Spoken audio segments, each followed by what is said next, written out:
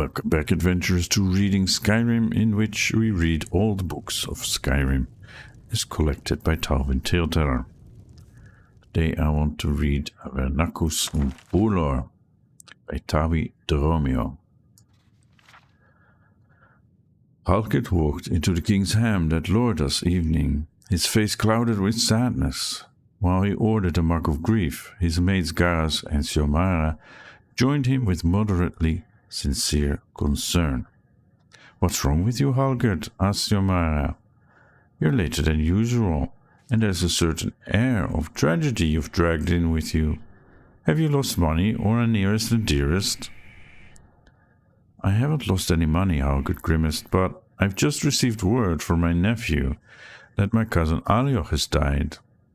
"Perfectly natural," he says, "just old age." "Alioch was 10 years younger than me." "Oh, that's terrible. But it goes to show that it's important to savor all of life's possibilities, 'cause you never know when your time is coming," said Garas, who had been sitting at the same stool at the Smoky Corner Club for the last several hours. He was not one cursed with self-awareness. "Life's short, all right," agreed Xiomara, "but if you'll pardon a sentimental thought, few of us are aware of the influence we'll have after our deaths. Perhaps there's comfort there. For example, have I told you the story about Vernaccus and Bourlor?" "I don't believe so," said Halkett. "Vernaccus was a Daedra," said Xiomara, throwing a few dribbles of flint onto the hearth to cast a proper mood. "And though our tale took place many, many years ago, it would be fair to say that Vernaccus still is one. For what, after all, is time to the immortal Daedra?" "Actually," Garas interrupted, "I understand that the notion of immortality. I am trying to offer our friend an inspirational tale in his hour of need," Xiomara growled. "I don't have all bloody night to tell it, if you don't mind." "You wouldn't have heard of Vernaccus," said Xiomara, abandoning the theme of immortality for the time being. "For even at the height of his power and fame, he was considered feeble by the admittedly high standards of the day. Of course, this lack of respect infuriated him, and his reaction was typical of lesser Daedra. He went on a murderous rampage. Soon word spread through all the villages in the Colovian West of the unholy terror. Whole families had been butchered, castles destroyed, orchards and fields torched, and cursed so nothing would ever grow there again. To make things even worse for the villagers, Vernaccus began getting visitations from an old rival of his from Oblivion. She was a Daedra seducer named Horovatha, and she delighted in taunting him to see how angry she could make him become. "You flooded a village, and that's supposed to be impressive?" she would sneer. "Try collapsing a continent, and maybe you'll get a little attention." Vernaccus could become pretty angry. He didn't come very close to collapsing the continent of Tamriel, but it wasn't for lack of trying. A hero was needed to face the mad Daedra, and fortunately, one was available. His name was Bourlor, and it was said that he had been blessed by the goddess Kinareth. That was the only explanation for his inhuman accuracy with his bow and arrow, for he never missed a target. As a child, he had driven his marksmanship tutors wild with frustration. They would tell him how to plant his feet, how to knock a bolt, the proper grip for the cord, the best method of release. He ignored all the rules, and somehow, every time, the arrow would catch a breath of wind and sail directly to its target. It did not matter if the quarry was moving or still, at very close range or miles away. Whatever he wanted to strike with his arrow would be struck. Bourlor answered the call when one of the village mayors begged him for help. Unfortunately, he was not as great a horseman as he was an archer. As he rode through the forest toward the mayor's town, a place called Evansacum, Vernaccus was already murdering everyone there. Horovatha watched and stifled back a yawn. Murdering a small town mayor isn't going to put you in famous company, you know. What you need is a great champion to defeat, someone like Isgramor or Pelennor Whitestrake or... She stared at a figure emerging from the forest. That fellow. Who's he? Growled Vernaccus between bites of the mayor's quivering body. The greatest archer in Tamriel. He's never missed. Bourlor had his bow strung and was pointing it at the Daedra. For a moment, Vernaccus felt like laughing. The fellow was not even aiming straight. But he had a well-honed sense of self-preservation. There was something about the man's look of confidence that convinced the Daedra that Horovatar wasn't lying. As the bolt left the bow, Vernaccus vanished in a sheet of flame. The arrow impaled a tree. Bourlor stood and stared. He had missed the target. In oblivion, Vernaccus raged, fleeing before a mortal man like that. Not even the basest scamp would have been so craven. He had exposed himself for the weak, cowardly creature he was. As he considered what steps to take to salvage the situation, he found himself face to knee with his most fearsome of the Daedra princess, Morlock.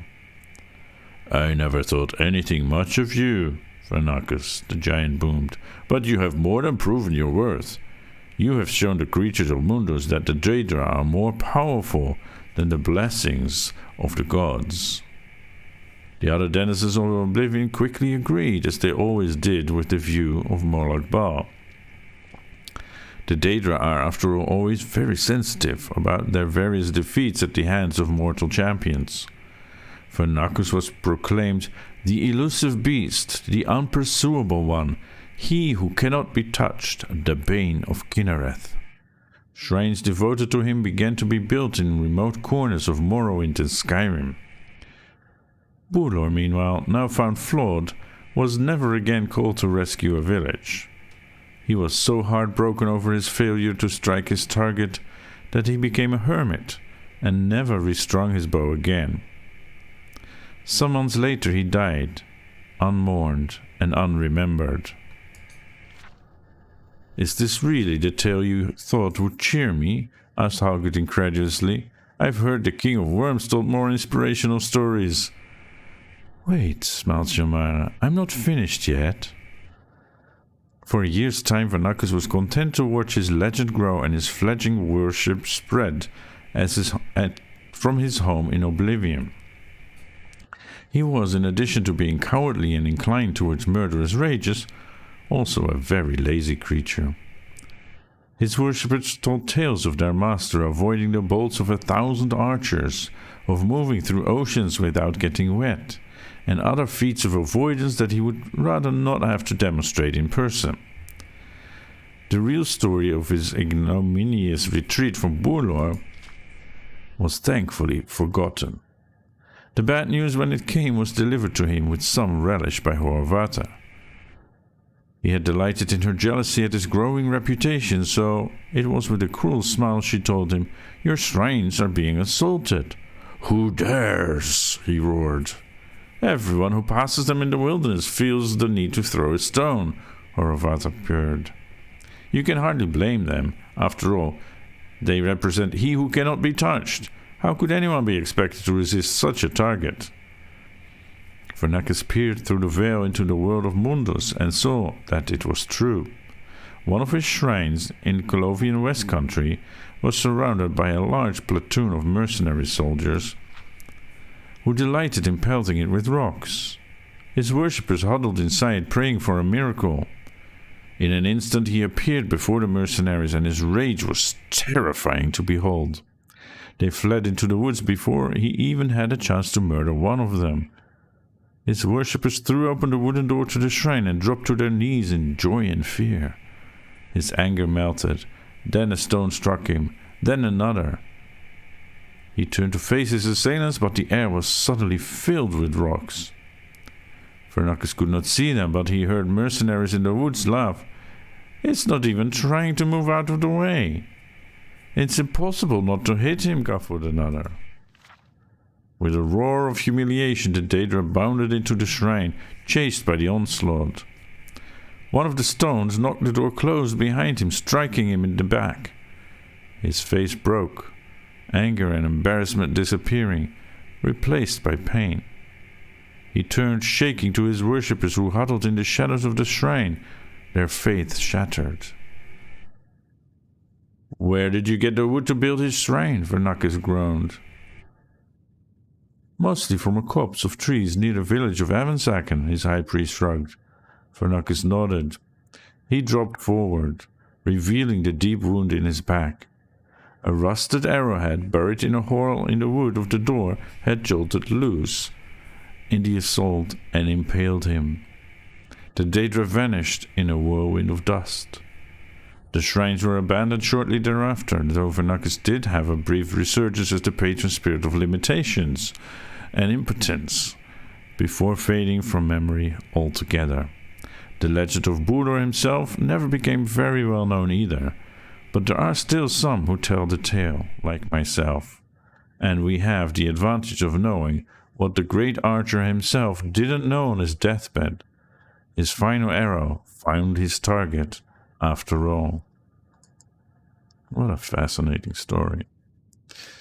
Thank you for listening, watching, and I hope you check back again next time when we read more books of Skyrim.